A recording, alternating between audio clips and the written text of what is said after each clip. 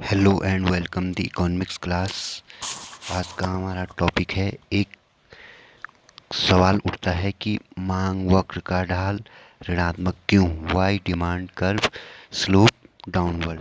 जो ये demand curve है इसका ढाल डाउनवर्ड यानी लेफ्ट टू राइट, बाएं से दाएं नीचे की ओर क्यों होता है।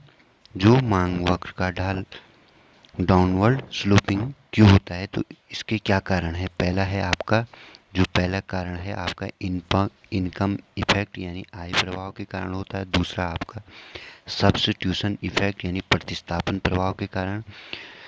तीसरा आपका घटती सीमांत उपयोगिता के कारण जो मांग वक्र का ढाल है वो ऋणात्मक होता है। अब हम इन तीनों को अलग अलग डिस्कस करते हैं। तो पहला आता है आपका आय प्रभाव के कारण। आय प्रभाव यानी income effect. Income effect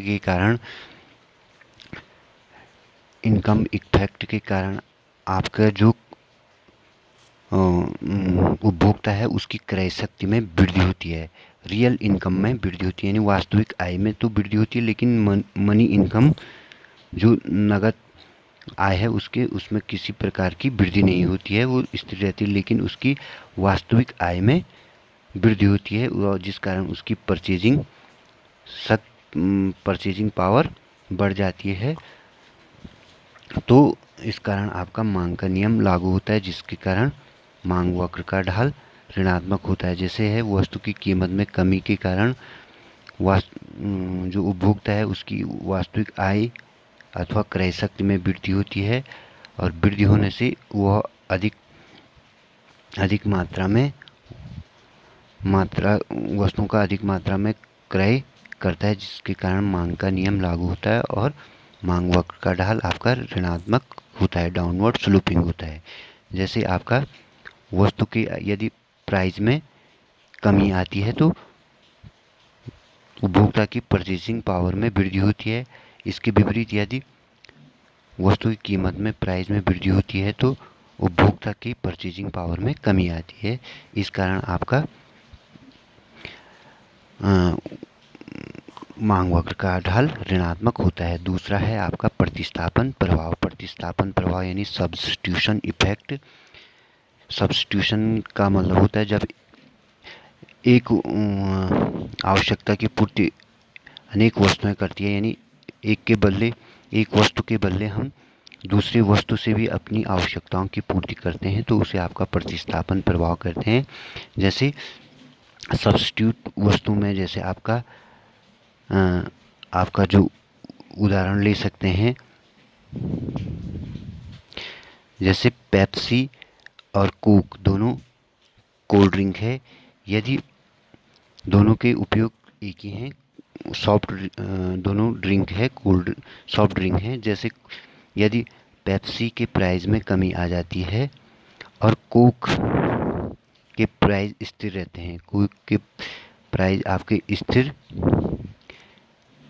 Coke के प्राइस स्थिर रहते हैं, तो जो कोका कोला को जो उपभोक्ता कोका कोला को कंज्यूम करते हैं वो पेप्सी की कीमत कमी के कारण कुछ उपभोक्ता यहाँ जा सकते हैं। इसके विपरीत यदि कोका कोला की प्राइस में कमी आती है तो और पेप्सी की प्राइस स्थिर रहते हैं तो कुछ पेप्सी वाले कोका कोला की तरफ कोका कोला का उपभोग करेंगे। तो ये आपका सब्स्टिट्यूशन प्रभाव के कारण भी आपका मांग वक्र का ढाल ऋणात्मक होता है। तीसरा है आपका घटती सीमांत उपयोगिता का नियम यानी law of diminishing marginal utility. तो घटती सीमांत उपयोगिता का नियम बताता है कि जैसे जैसे हम एक वस्तु की एक एडिशनल यूनिट का उपभोग करते हैं तो हमको हर प्रत्येक एडिशनल या मार्जिनल यूनिट से मिलने वाली सीमांत उपयोगिता घटती जाती है। तो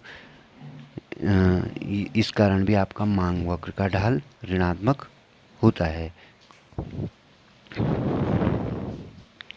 जैसे वस्तु की अधिक इकाइयों का क्रय यानी घटती सीमांत उपयोगिता, और घटती सीमांत उपयोगिता के कारण कीमत में कमी आती है, जिस कारण मांग का नियम लागू होता है। जैसे आप कहीं से थके हुए आ रहे हैं और आपको प्यास लगी है, आप एक गिलास वाटर लेते हैं तो आपको जो कुल उपयोगिता है, टोटल यूटिलिटी 100 मिलती है, और दूसरे गिलास से आपको 190, यानी आपकी टोटल यूटिलिटी तो बढ़ रही है, लेकिन आपकी मार्जिनल यूटिलिटी निरंतर घटती जा रही है। दूसरे गिलास से आपको 90 के बराबर मार्जिनल यूटिलिटी मिलती है, तीसरी गिलास में 70, चौथे में 70, और पांचवें में 60। तो मार्जिनल यूटिलिटी तो लगातार घट रही है, लेकिन आपकी जो टोटल यूटिलिटी है वो बढ़ रही है, लेकिन घटती दर से। तो इस प्रकार जो मार्जिनल यूटिलिटी है वो बताती है कि यदि हम एक से एक लगातार किसी वस्तु का उपयोग करते हैं तो हम उसके लिए कीमत कम देते हैं। तो इस प्रकार इन्हीं कारणों से मांग वक्र का ढाल ऋणात्मक होता है। आज के लिए इतना ही, मिलते हैं अगले सेशन में, तब तक के लिए बाय बाय।